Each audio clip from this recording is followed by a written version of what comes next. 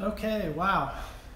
I just erased the 13-minute vlog, and so while the spirit's in me, I'm gonna try really hard to recreate it. I try not to ever do 2 takes on anything, but maybe it'll be better. Maybe I'll learn a lesson here. So I just got back from Costa Rica. I had an awesome 8 days surfing with my oldest buddy that I met in 6th grade, Eric, and we were treated like royalty. Stayed at the Olas Verdes hotel in Nosara, Costa Rica. Flew into Liberia on Southwest Airlines, which is a great deal now that they're going to the Caribbean and Central America. In fact, that's my 2nd time in Costa Rica this year. It was kind of a planned trip, but also a bit spur of the moment. We had a wonderful time. Can't speak highly enough. If you're going to go to Costa Rica, although I probably shouldn't say this, the monsoon season of September and October is excellent. There's nobody there, so we stayed in what National Geographic calls one of the top 10 surf locations in the world, and we surfed a great wave every day. Sometimes the mornings were not as great as the afternoons because of rain, and sometimes the afternoons were rainy and not as good as the mornings, but we always had ample opportunity to get as much surfing as we wanted in. At the age, both of us are 46 years old, and kind of like our eyes being bigger than our stomachs when we were younger, I think our thought that we could surf 6 or 7 hours a day every day was not realistic either. Both of us were pretty broken down by the end of the trip. I also brought some stowaways home with me, and yesterday I went to the doctor, and they treated me for E. coli and amoebic dysentery. I believe all of that came from surfing through some funky stuff that was coming out of a river into the water. I don't believe any of it was from the food, from the food, but my stomach has.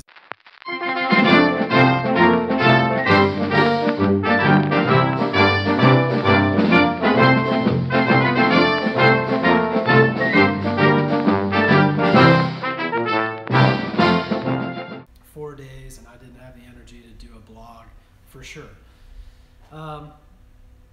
So I want to talk a little bit about the surfing trip because even at the age of 46, the past week really taught me a lot about myself and others. And you know, I spend a lot of time telling friends and mentoring people that you know, don't give up, keep working, keep shooting for your goals, your dreams, and if they're attainable, you should attain them at some level. And the desire to move forward and set goals and dreams has always been an important part of my life. So I've always tried to set exaggerated goals. One of the things that I learned early on was if you set a goal that's too easily attained, then you don't set the next step. And so I've set many goals, from sailing around the world, climbing some of the tallest mountains, climbing big faces in rock climbing, cycling, skiing, learning, getting my college degree, learning my field of expertise in development, and many of these things I've accomplished, and so when people say, I don't think that's possible, that's usually for me one of the things that really powers me forward. I also do think that there are things that won't be possible. I'm never going to be a great big wave surfer. Laird, you don't have to worry. I'm never going to compete on a surfing tour. So those things aren't going to happen.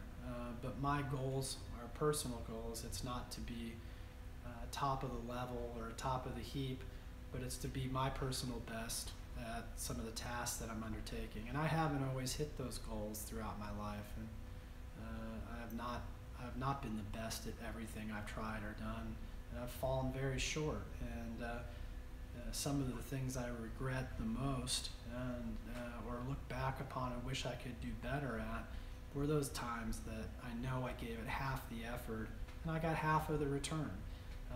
Whether that's business or relationships or personal goals, those things are all very important. So I'm getting off on a bit of a tangent here, but we ended up in Nosara, and we were treated wonderfully by the folks that picked us up at the airport. We ate, we drank, we surfed. We had a choice of as many different boards as you could ever want to try.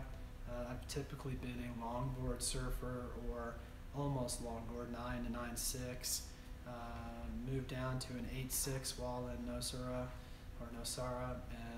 even tried a 7.2 one day, but had a real frustrating time surfing. And so I think of all these things that I tell people, all of this, keep trying.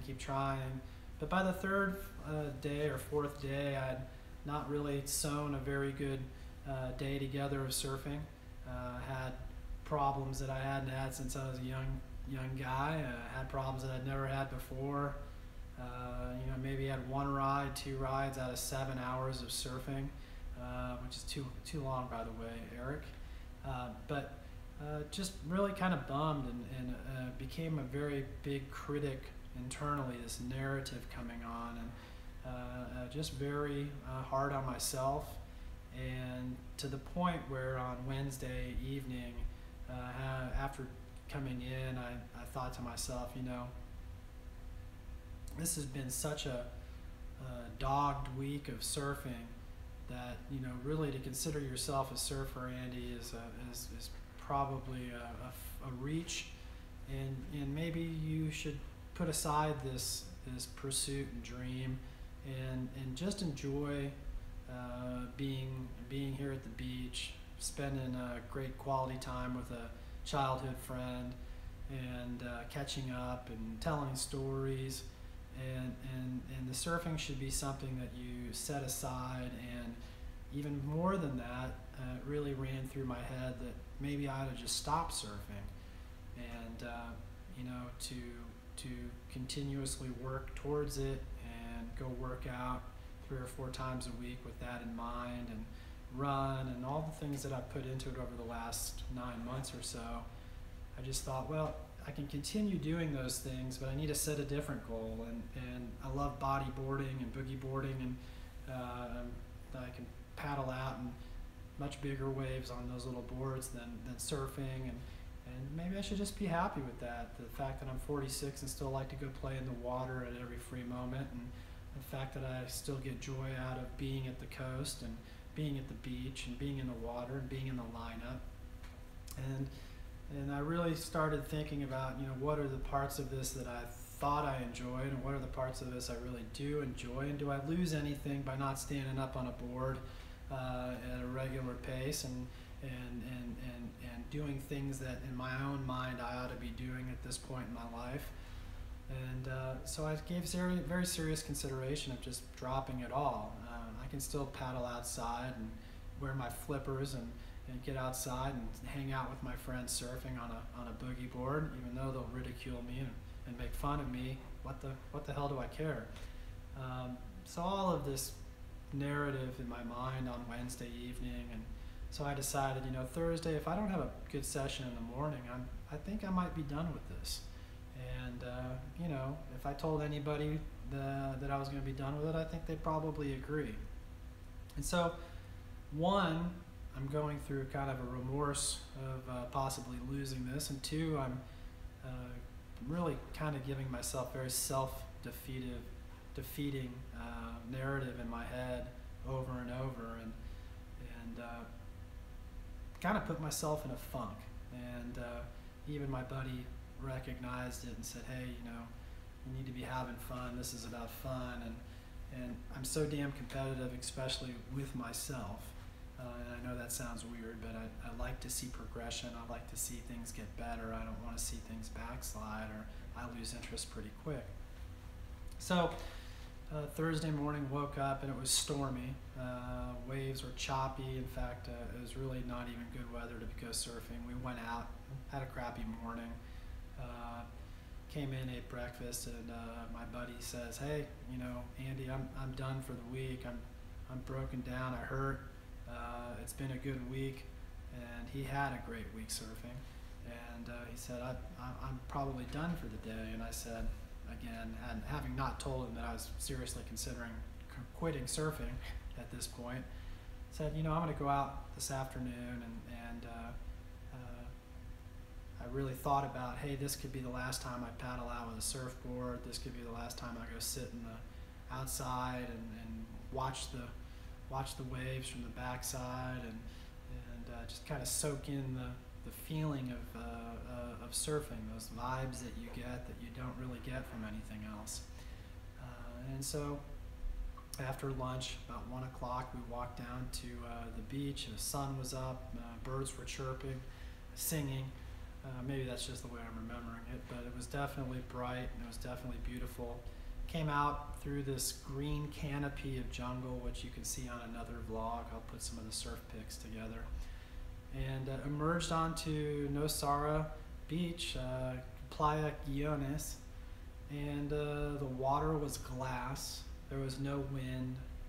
The sun was up above our heads. It was probably 80 degrees, 82 degrees, and 4 to 6 foot sets coming through.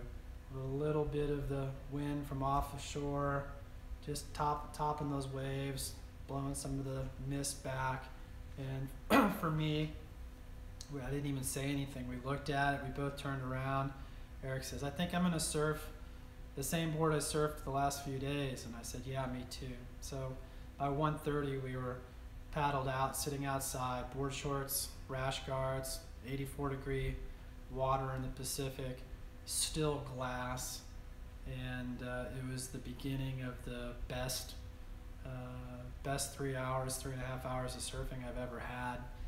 One of the instructors from a school that had worked with Eric and I at the beginning of the week, Alonzo, came out with another student, and he said, "Guys, this only gets like this a few times a year." He said, "Man, you guys are so lucky you're here."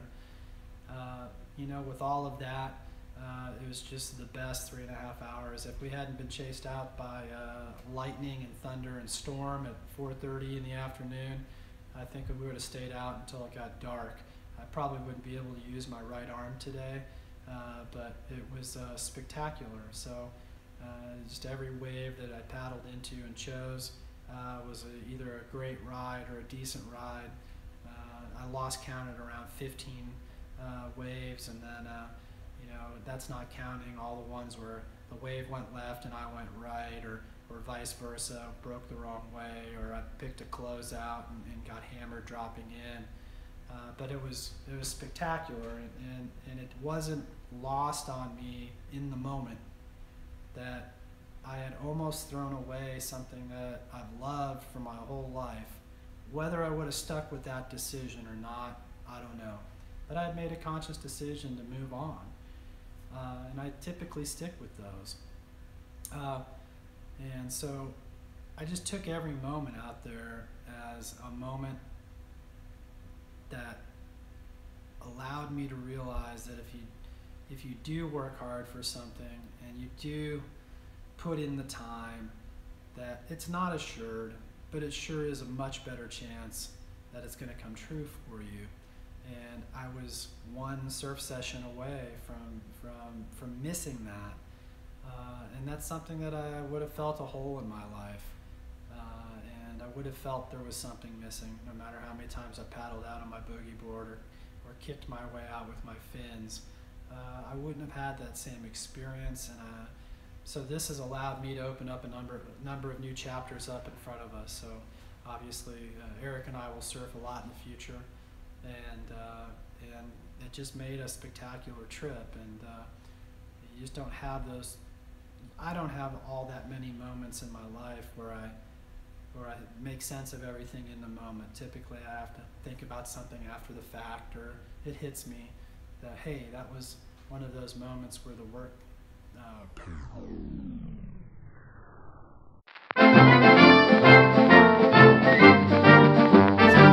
that many times just due to clear stupidity. I had no idea that the goals that I had set were so hard. I had no idea that attaining those goals was a lot more work than I'd ever anticipated. And so I think probably the first 5 or 10 big goals I set, I'm glad I didn't know what I was getting into. Had I known, I probably wouldn't have. I assume this vineyard's going to be the same thing. But I'm lucky on the vineyard. I have support of a few other people in my family, Elena, my father, my brother who was taking a very active role, Ralph, and those things will help. So I may bear the majority of the financial responsibility, but that's one I can bear.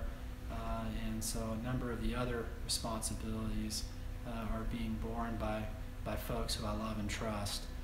And so that makes things much easier, and it's easier to set those big goals with a good support team. You have to be resolute in yourself. I relearned that, and what a great lesson to be retaught and shown at 46. Hopefully this helped you out. Don't stop, don't quit, paddle out, and you do it a few more times, it's going to happen for you. And those are really bad analogies, but I think it's a good analogy for me, because I almost didn't paddle out and I almost gave up, which is not like me on many levels. All right.